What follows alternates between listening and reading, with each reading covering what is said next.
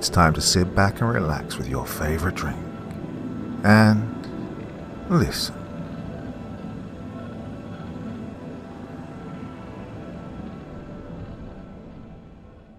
Tonight's horror story follows a protagonist haunted by an otherworldly command.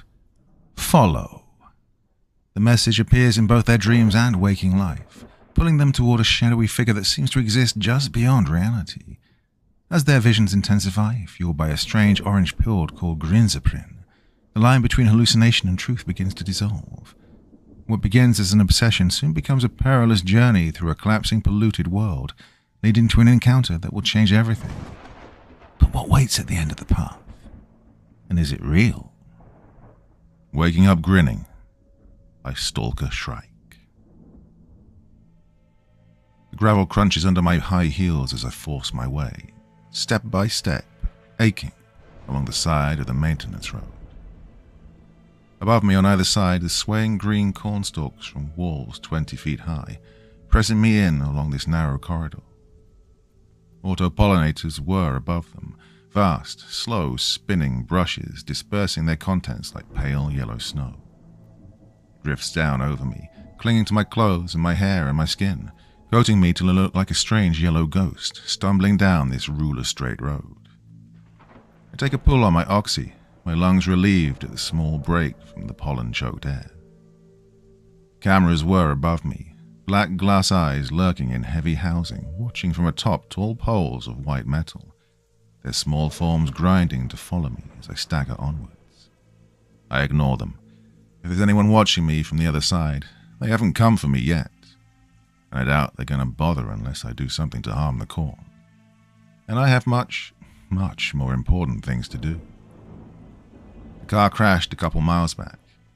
Something in its engine burst and whined, and then suddenly the steering wheel didn't work, and it was skewing off the gravel and crunching nose first into the delicate plastic fence and the immovable cornstalks.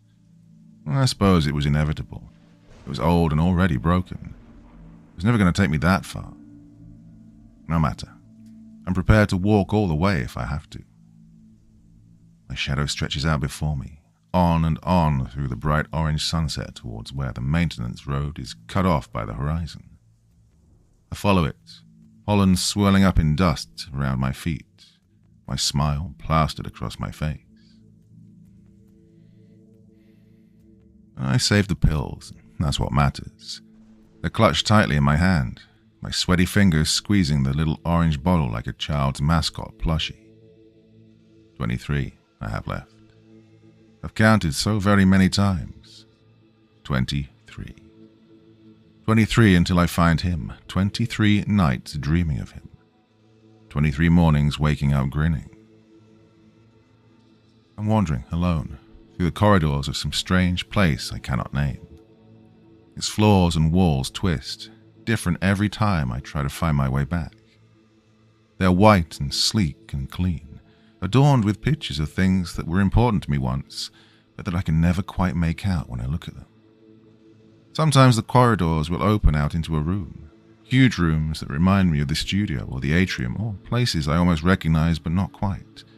Artificial light filtering in through high windows, motionless people at desks whose faces blur and fade when I go to them. And all through this place, dotting its walls and ceiling and even floor like strange metal fungi, are the loudspeakers. They whisper to me, an incessant sound at the corners of my vision that feels like it will worm its way in through my eyes and wrap itself like a python around my brain. I can't make it out, but as I stumble and run faster and faster, I can feel it building, roaring and pounding like what the ocean must sound like. It seems almost to propel me, the pressure at my back driving me on and on, through the labyrinth corridors towards some inevitable destination.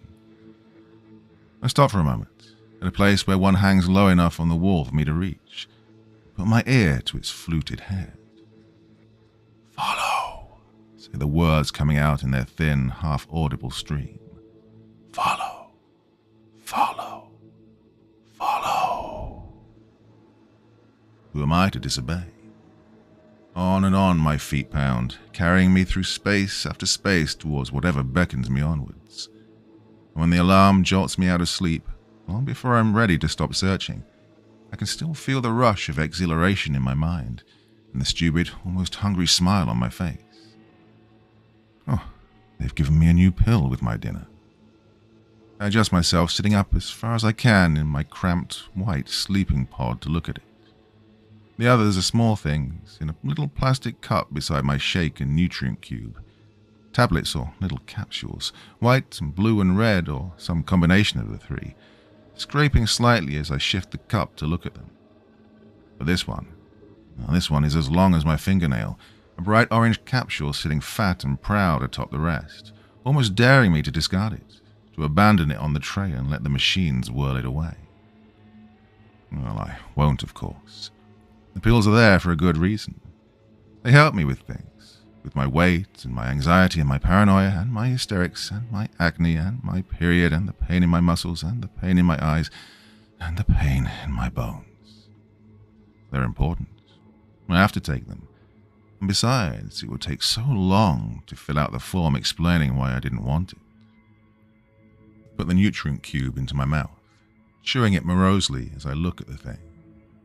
They've given the cube a new flavor, a sour thing that's trying to be lemon and not doing it very well, and it makes me miss the warm-tasting, almost apple that it used to be. No matter. I'm sure I'll get used to this one soon enough, even if it does cramp my stomach and make my eyes burn. It's better than what I'd get on the street, living on oxy wages and industrial waste. At least it's food. I could look up the pill, of course. I could see what it does and why they've issued it to me. They're obligated to tell me, after all. Grunting slightly at the movement, I shift myself and reach up above me to where the touchscreen's pallid glow suffuses down from the roof of my little sleeping pod, opening my update folder and scanning idly through the masses of unread messages within. But I can't be bothered to spend the next hour sifting through the impenetrable mire of the pharmaceutical updates to find a medicine whose name I don't know, described in language I barely understand.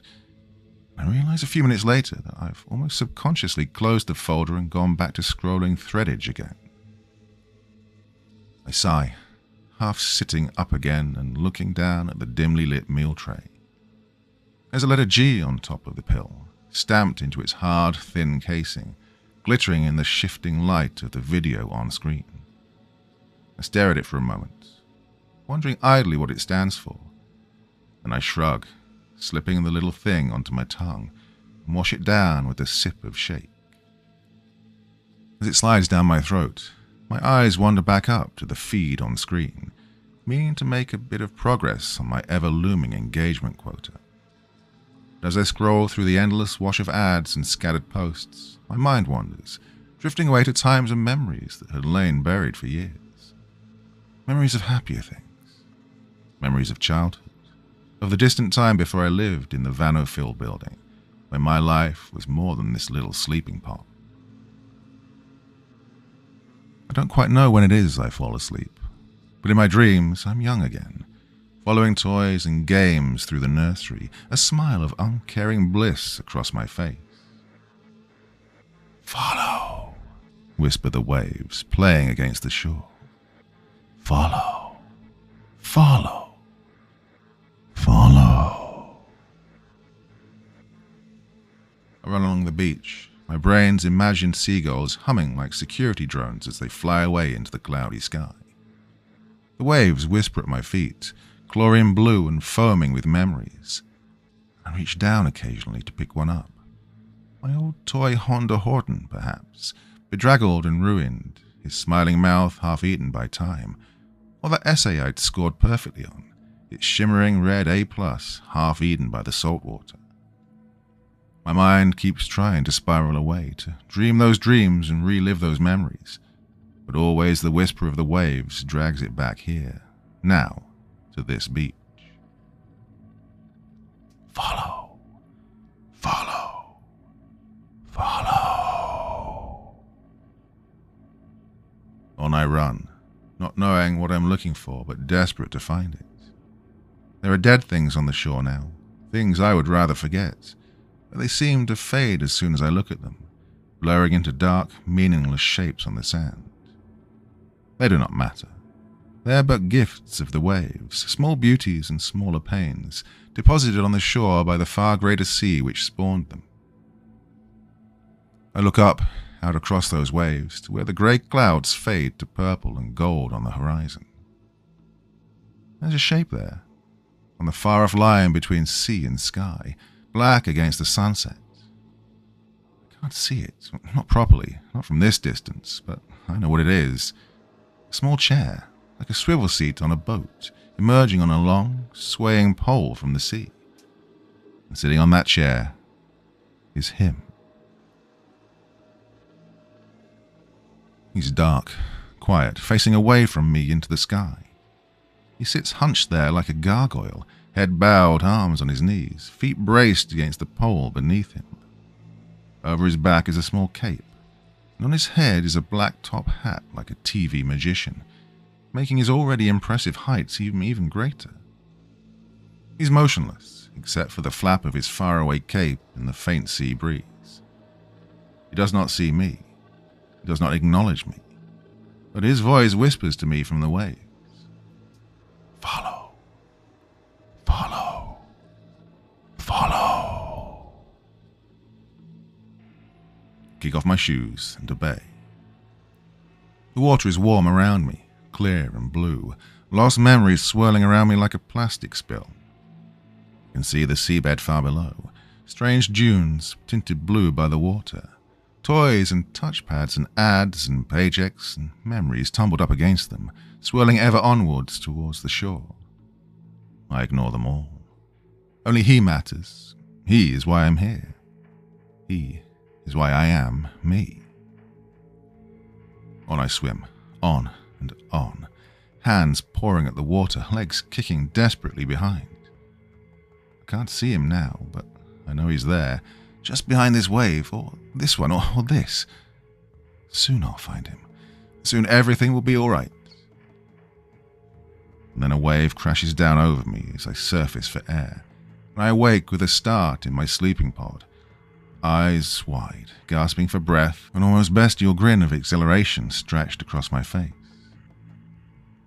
I stand in front of the green screen in the studio, a fake smile plastered across my face, my eyes sweeping from camera to remote camera as I gesture to the little orange bottle I hold in my hand. Grinzeprin, I read from the dozen teleprompters, baring my teeth in a cheery grimace that I know will be artificially whitened later. Has been reported to increase bone density and provide clearer skin and eyes. In addition, 98% of subjects said they experienced prolonged feelings of euphoria after taking Grinzeprin. I'm barely even processing the words. It's not as though they matter anyway. And the same buzzwords that all the ads have. It'll be edited and dubbed and cut 1,000,000 times to fit whatever platform it's being broadcast on. All I have to do is look appealing in the raw footage and they'll do the rest. I adjust myself, my heels tapping against the green of the floor as I give the cameras an attractive sidelong shot. Ask your local doctor or pharmaceutical site about Grinzeprin today. Call now to receive your Grinzeprin starter package, including 3 bottles of Grinzeprin, a Grinzeprin fact booklet, a Grinzeprin t-shirt, and a Grinzeprin coloring book for the aspiring Grinzepreneur in your life.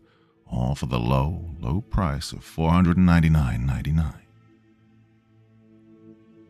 Still smiling, I lean forward, exposing a hint of cleavage to some of the hungry cameras as I give the bottle a little tap with one fingernail. And remember, with Grinzeprin, you'll always wake up grinning. There's a little ping and a green light from the teleprompter, and up behind the 1,000 cameras, the live feed footage of myself on the big wall screen suddenly goes dark. I sit down on the floor, taking big heavy breaths and reaching behind the green screen for an energy drink. It's hot in here, with the floodlights and the endless thundering whir of the cameras, and the makeup and the antiperspirant cream clinging to my skin make it feel even hotter. I debate turning the fan on, but it'll just mess up my hair, and I probably don't have time to fix it before the next shoot begins. Best just to sit for a moment and drink.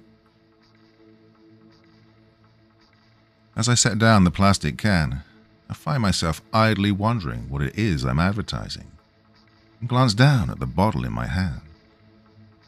It's a little orange thing with a fat plastic lid that you have to press oddly to open. Grinzeprin, it reads, with a lot of technical information and an image of a smiling woman who's not me holding up a bottle of the stuff. For a moment, I amuse myself with the image of infinite bottles of Grinzeprin stretching away forever into the label before something suddenly connects in my head. Hey, this is the pill they've been giving me. This is that big orange capsule with the capital G inscribed on it. It's already become my favorite in the few days since I've started taking it. I always look forward to the relief of the pills, of course, but this one doesn't make me shake or vomit or panic mid-shoot. This one actually makes me feel better when I wake up, and genuinely does fulfill the promise of its motto. I smile slightly, genuinely pleased to be advertising a product I actually like for once. Suddenly, so abrupt and unexpected that it makes me jump, the wall screen comes on with a bright flicker of pale light.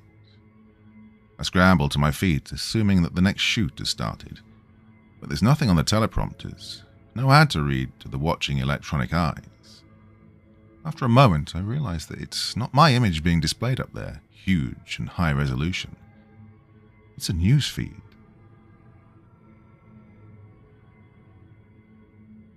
Part 2. The fuzzy flickering image of a city street looms there. Towering concrete buildings covered in ad screens pressing in against a crowded street. Drones circle through a sky so smoggy that it's impossible to tell if it's day or night, and cars push slow and grim through the flowing crowds of people. And in amongst those people, walking down the street with a sheer purpose that makes vehicles and pedestrians alike part the way before him, is a tall man, dressed in a sharply cut ash-grey suit, his short cape fluttering behind him as he walks. His hands are folded behind his back, and his face is hidden beneath the brim of his hat, a tall, fancy-looking black top hat with an orange band around it. He speaks to no one, acknowledges no one, but around him the pedestrians stare as though they've never seen his like before, and the cars slow and even stop so that their passengers can get a better view. The view cuts, again and again, showing him from street-level cams and from the flock of drones that accompany him. He's no celebrity. I'd know his face if he were. And besides, he's not framed like that. He's framed in an almost threatening way, as though his march down this nameless street will lead inevitably to the end of the world. Nervously, I walk off the set, going around behind the cameras for a better view. I'm not really supposed to leave the set, not while the cameras are rolling. Something tells me they won't stop me. And besides, there's something hypnotic about this silent newsfeed, broadcasting itself impossibly on a screen that, as far as I knew, was supposed to be off. There's the text crawl at the bottom of the screen, the words of whatever reporter or news anchor is covering the story, transcribed so that even without a sound the news site's message can reach me. Most powerful man in our world today, one of the most intriguing. And as you can see, even here, despite his unexpected appearance, all eyes are on him, and he's taking the attention in stride. The view cuts to a camera that must be set on the roadway itself, staring up at him. His face, for the instant I can see it, is hard set and distant, as though he could break the world and build another in its place if he only put his mind to it. In his eyes, something seems to flicker for the barest instant, and he turns and looks down through the camera and screen at me. Well, I know it's at me. I'm not in the center of the screen. I'm off to the side, ready to scurry back on stage the instant this strange broadcast shuts off. But his eyes meet mine, perfectly, and in them I can sense approval and pride and promise. Follow, those eyes seem to say. Follow. and my breath catches, my heart swells. Follow! And my mind is aglow with hopes long forgotten, with dreams I'd had to kill, wondering if they could live again. I take a hesitant step forward, one hand folded over my heart, the other reaching out to press against the soft, rippling warmth of the LCD screen. And hesitantly, nervously, not quite knowing if I dare to, I smile. I'm half running through a forest, surrounded by the buzz and hum of insects and birds, unsure of where I must go. He's waiting for me, I'm sure of that. I can feel him just ahead, sitting on his strange chair, utterly silent as he thinks of things too great for me to comprehend. But I do not know where. Perhaps this fork in the path will do it. Or, no, I'm sure I've been here before. This one, perhaps. Or this one? Follow, come the words, identifiable as his voice now, murmuring silently to me through the trees. Follow. Follow. Follow. A deer runs out in front of me, its antlers tangled with Christmas lights, camera cables caught in its hooves. It looks at me for the briefest instant, and for a sudden, overwhelming moment, I remember being small again, watching a documentary on the last ecodome where deer still lived. Then, before my dream can change to an echo of that memory, the deer leaps up into the branches above and is gone. I look up. Above me, the boughs of the trees interlace, forming a beautiful lattice like some strange, fantastical hall. Light filters down through it, glinting off the patterns of wood and leaf grown into the shape of walls, and doors and corridors, the leaves hanging like trim from beautiful archways. And there, far in the distance, sitting in a spherical room made of 1,000 woven branches, memories blooming like flowers around him, he sits hunched over in his chair, on a pole extending up from the forest floor. I run to the nearest trunk, trying to get a grip against the glass-smooth bark, trying to haul myself up. I must get to him, I must. There must be some way into those beautiful halls, into that golden-green glowing space that is his and that I desperately need to be mine. Deer look down at me, and birds, and what I imagine wolves must look like. Follow, they whisper in his voice. Follow, follow, follow. I can't, I reply, my voice sounding strange and hollow and childish. Follow. The entangled deer reaches down a long, slender limb, extending its hoof towards me and unfolding it like a hand. I grab it, joy rushing through me as I use it to brace myself, scrambling up the slippery tree trunk, crawling up and up towards that beautiful hall above. And then, from nowhere at all, the pleasant beeping of my alarm cuts into my dream, and I awake in my cramped white sleeping pod, hope still grinning from my face. After 8 days, I find a break in the field. There's a small cutout off the maintenance road, a little gravelled lot where a truck and an airtight shack sit covered in golden pollen. Both are old and rusty, clearly bought years ago and heavily maintained since. Thousands on thousands of cables trail like a black spiderweb towards a metal pole on the roof of the shack, the tails of the cameras feeding what they see to a monitor somewhere within. I'm gasping for breath, wheezing in the thick carbon dioxide air and pulling in vain on my empty oxy. My legs ache, my clothes are tattered, my body is drenched in sweat. I'm starving, dehydrated, and exhausted. I only have 15 pills left. The only thing keeping me moving is the promise of finding him. My dreams have been throbbing with him, my exhaustion letting them leak through into my waking hours, as well as my tossing, fitful sleep. I imagine him sitting, in his chair on its pole, at the end of this infinite road of gravel and corn, his whispers echoing back to me through the rustling of the leaves. Oh, he's so close now, so close. I can almost hear him. I stagger towards the truck, hauling myself with a faint whimper of pain up onto the running board. But though I rattle and heave and bang, the door is locked, and all my pounding on the window with my weak, shaking fist cannot grant my poor, starved body the strength to break it. I stumble back off the running board, falling hard on one hand against the rough gravel, and pull myself slowly upright, moving step by painful step towards the little shack. There's a light inside, I realize, as I get closer to the door. The whirring of a fan, too, keeping the air inside cool and comfortable and oxygenated. My lungs start to ache at the thought of that, being able to breathe freely and easily, instead of on choking, hot, shallow air so thin that even the deepest breath is insufficient. Hesitantly, I grip the knob and push the door open.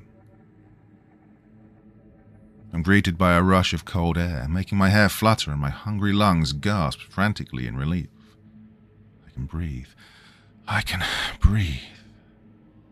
At last, I don't have to choke on pollen and pumped out CO2. Do not have to try and draw sustenance from drained air that humankind shuts out. I can breathe. I stumble forward, my renewed strength carrying me into the little room beyond the door. For a living space, this place is huge, an entire room, with a bed on one side and a stove on the other, a huge TV on one wall playing the newsreel of him on loop. If anyone lives here, though, I can't see them. There are no people, only a mug of cold coffee on a side table, suggesting that this place has ever been inhabited at all. The cupboards are well stocked, though, yielding bags and cans and boxes for my hunger and a great chilled jug of water for my thirst. I sit down surrounded by them on the floor, watching the television play the scene I know so well as I cram sweet cereal and crackle pops and chemical-tasting water into my mouth, relief washing in great waves through my body. When I stand at last, my limbs are still shaking, but now at least it's exhaustion and nothing more. The keys to the truck lie on the table next to the mug. I take them gratefully and then, after a moment's thought, I screw open my pill bottle and gently, ever so gently, tap one of its precious contents out into my palm. I'm a bit surprised that whoever owns this place didn't seem to have a pill cupboard, but perhaps I can give them one of my own, as thanks for all the bounty they've bestowed upon me. Smiling, I slide the pill out of my hand and into the mug of coffee. I stand atop a strange white monolith, so narrow I can only barely balance upon it, and so tall that it seems to go on forever underneath me. Around me are other such monoliths, at 1,000 different angles, braced and tilted and enclosed to form a vast, twisting space. A line of them emerges from the floor like the spines from a dragon's back, a long arcing row that stretches on and away, until it's hidden by the hump of this place's curving knot roof. With an enormous effort, I jump from this one to the next, as though along stepping stones. There's little sound in this place apart from my own. The noise of my feet against the smooth stone surface, the gasp of my breath as I prepare myself to jump again. What sound there is taken and amplified by the structure of the things, bouncing again and again off the monolith's pale flanks, repeated and channeled over and over until at last it forms that familiar word at the edges of my ears. Follow. Follow. Follow. I'm trying, I say, and my speech echoes back as an explosion of words urging me onwards. One monolith, another. It becomes hazy, almost not the grinding effort it would have been while awake, but an almost accelerated feeling as though the effort of the journey matters less than its completion. The entirety of this place is identical, but I can feel my heartbeat speeding up, can feel the excited way the words bounce around my head like fluttering birds. I'm getting closer. And then, suddenly a leap carries me to a monolith short enough to make out the space beyond the curve of the roof. And I see him. He sits atop his chair where the last monolith should be, aloof, uncaring, his back turned to me. The pole is taller than even the tallest of the great white structures, but I don't care. My goal is in sight. All I have to do now is make it to him. Another leap, Another. With each one he grows closer, the details of his form becoming clearer. That orange band around his top hat, the ash grey of his suit shimmering strangely in the pale light that suffuses this place like fog, the rusting metal of the pole, the clean iron grey of the chair. The whispers swirl around me like great flocks of bats, pushing me towards him.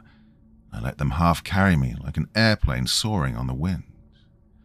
Not so many more now. Another. And then, almost before I know it, I stand atop the very last monolith, at the base of the pole, looking up at where he sits 100 feet above. I call out to him, but he does not reply. He doesn't even move. I can hear his slow breath, the quiet flap of his cape in a breeze I cannot feel. It's as if he doesn't know I'm there at all. And I know, in that instant, that I'll have to climb to him. There's no hesitation in my mind. I crouch, pausing for a moment in apprehension, and then spring forward, borne on my wind of whispers. My limbs flail out as I find myself suddenly, horribly falling, and my hands reach frantically for the pole. For it will save me. It will lead me to him. It must. With a sensation like an electric shock, my hands close around the cold metal. And as they do, I awake with a start from the pinging of my alarm, still grinning with exultation even as I realize that I've failed him yet again. Part 3. I lie in my sleeping pod, awake, thinking. They sent me off the chute early today. Well, they never do that, ever. Often they keep me late, shooting for an hour or 2 or even 3 after the end of the shift. But I've never finished early before, not once in all the years I've worked here. But then, everything has changed since that news broadcast, and the entry of his terrible face into the ghostly electronic halls of the internet. Every frame of that video has been scrutinized and analyzed, picked apart by VTube and Threadage and UMag until every shot, every shape, every blurry jumble of pixels is recognizable at a glance. Discussions fester regarding who he is, where he came from, why he's here now, what his connection is to Grinzeprin. I do what I can to contribute, though I'm no video editor or photo analyst, and don't have the insights that they do. All I know is that I'm as desperate to know as they are, and that my heart skips every time I try to scroll down past the ads and find another post about him, or another VTube theorizing about where he might have come from. I do what I can to help, of course, as I have these past few weeks. I like and comment and share, bombarding subscribees and friends I do not know with the latest facts and theories in between the ads, gasping in amazement with the rest of the world at each tiny discovery, each new bit of progress, each celebrity that looks like him but turns out eventually not to be. But over these last few weeks, chasing him in my dreams, seeing him on my touchscreen, thinking idly of him as I advertise his pills, the idea has been growing in my mind. Follow. That word echoes through everything, the one constant everyone seems to agree on. Follow. Follow. Follow. I will do so. Not in the dreams, in the waking world. I'll find him and go to him and find out what it is he saw in me that day upon the screen. I can leave this place, the vast white monolith that is the Vanophil building. Doing so will render my job here forfeit, but what does that matter? I'll not need to come back here. I'll not need a job ever again. All I'll need is him who told me to follow. Then I'll obey his instruction, journeying out across the baking, artificial, smog-choked world until I find him. I don't know how, but I'll do it. I have to. And, almost as though he himself has reached through the screen to grant me what I need to come to him, a notification pings into my UMag feed. I don't recognize the name, but then I don't recognize the names of most of the people I'm subscribed to. But he's offering something. A car that someone left him when they died. A little Volkswagen sitting abandoned and unwanted in a towering parking garage.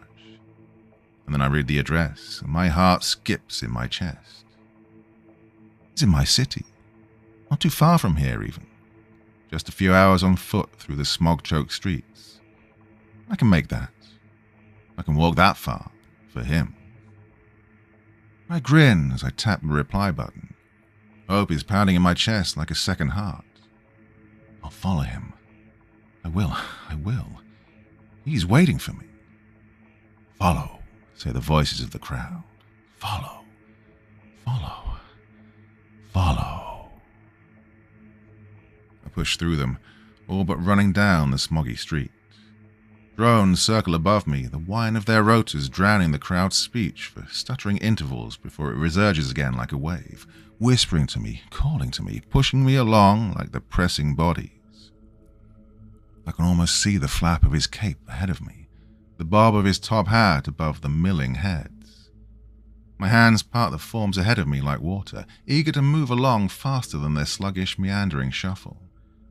Their faces turn towards me, smiling, half familiar, blurred shapes of people I knew, people I once cared about. Hands reach out to grab me, and whether they mean to push me on or pull me back, I do not know. I do not allow myself to be slow enough to find out. For a moment, I see a flash of orange hatband ahead of me, and I dart towards it, the movement carrying me gradually down a different street, at a different angle between the mammoth concrete buildings. One of the drones skims down, its camera lenses playing his face on them like screens. I swat at its huge form like an irritating fly, sending it buzzing away again up into the yellow-brown clouds as I push on and on. And then, as I emerge into a larger, wider space of street, I see him. He's not walking ahead of me like I'd thought. He sat up on his pole, the base of it buried in the cracked concrete of the street like a fire hydrant, its tip up in those choking, mustard smog clouds, so that his body and his chair are silhouetted within them, like a deity looming on high within the orange and gold. I run forward, scrabbling at the pole, trying desperately to climb its smooth metal surface. But my hands slide uselessly off the slick iron, and my movements do not so much as send ripples up towards where he sits, silent, uncaring. From below me, I feel something. A touch. A hand on my lower back. It's a member of the crowd, pushing me upwards, helping me up. Another joins me, and another, and a third, their eager message flowing in his voice from their lips as they lift me up and up and up towards him. Soon they begin to pile atop one another, crushing each other below me in their eagerness to lift me, to deliver me to him, that single imploring word carrying me up and up and up. And all the time I see him up there, getting closer and closer and closer, my heart beating almost in my throat as I scrabble and pull and do what I can to pull myself up as their 1,000 bodies push me. One of the drones skims down, and I reach out to grab its metal chassis, feeling it dip and whine as I pull myself up and set a foot upon its plastic carapace. Another whirls down, and another and another. I step on each in turn, like a strange staircase carrying me up and around the pole, ascending closer and closer and closer. My fingers brush the base of that cloud of filth, and then my hair, and then my shoulders are in it.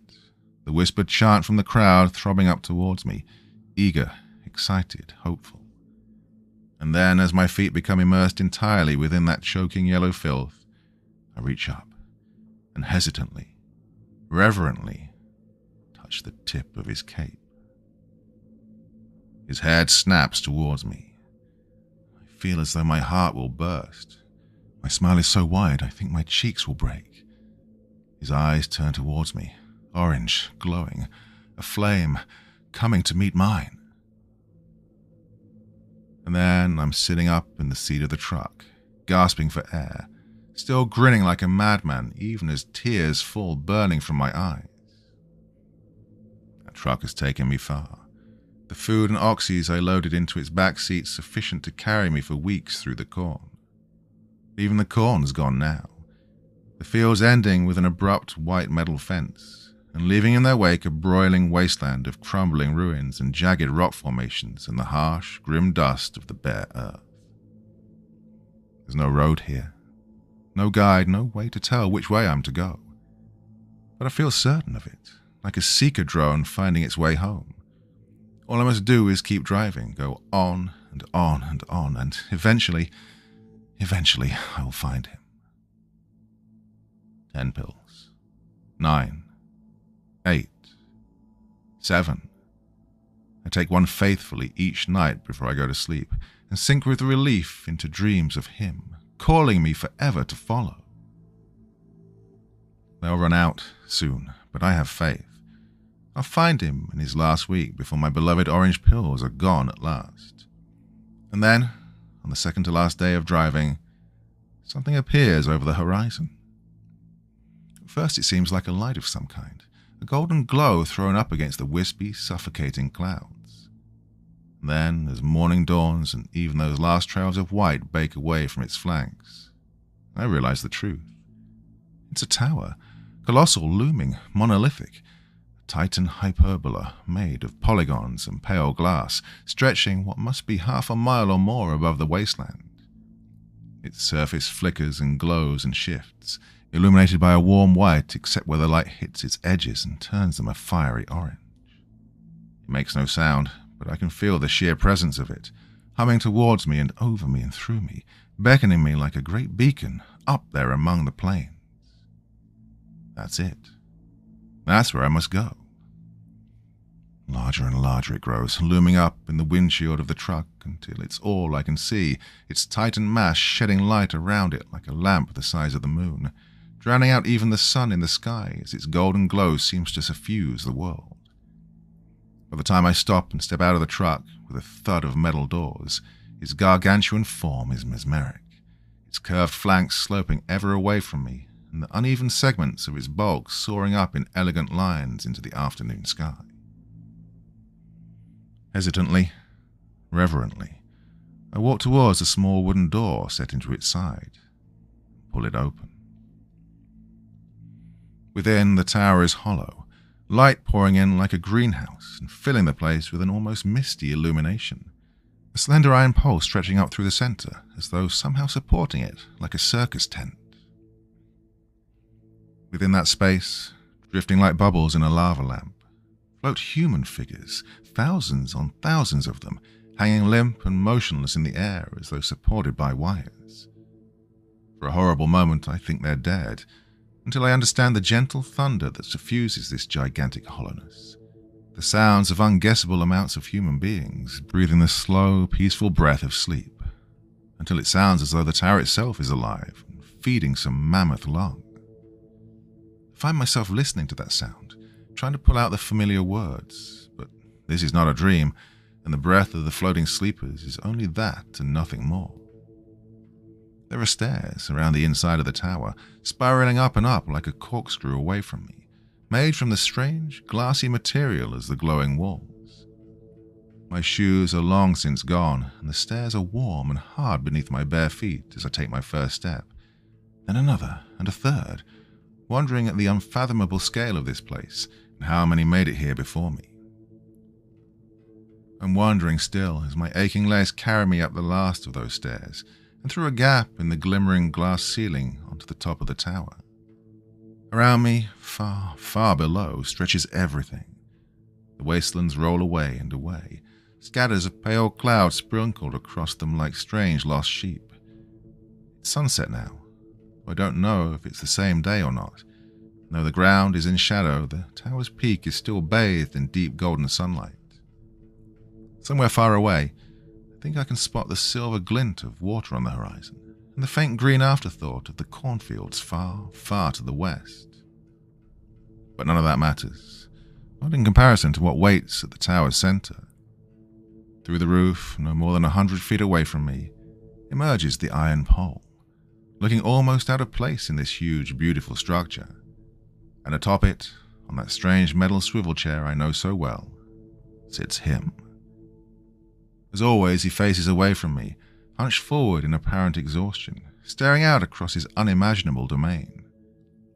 Part of me wants to simply stand there, to savor this moment, this thing I've worked so very hard for. But this is no dream, and there'll be no alarm to stop me reaching him. Grinning with excitement, I stretch out a hand and go running towards him across those warm, glowing panes. His head turns as I approach him, his top hat tilting gently in the sun's fading rays. His physical presence after all this time is almost overwhelming. I drop to my knees as I reach him, beaming with joy as I try to find the words to express my churning thoughts. In the end, I need none, for it is he who speaks to me. "Hello, child," he says, his voice somehow exactly how I expected it to be, calm and mild and so very powerful. "You've traveled quite a long way to get here." Hesitantly, eyes brimming with tears and transforming him into a swirling mass of colors, I nod. Through my eager blinking, I watch him stand ever so slowly, reaching out a hand, tilting his head as he looks down at me. "Come, child," he says, and his voice is so full of command that my hand has reached for his before he's finished speaking the words. "Dream with me." My palm touches his with the small sound of flesh on flesh, and the world goes dark. I fall upwards and away, into swirling landscapes of color and beauty and dream, that neither I nor any other need ever wake from again.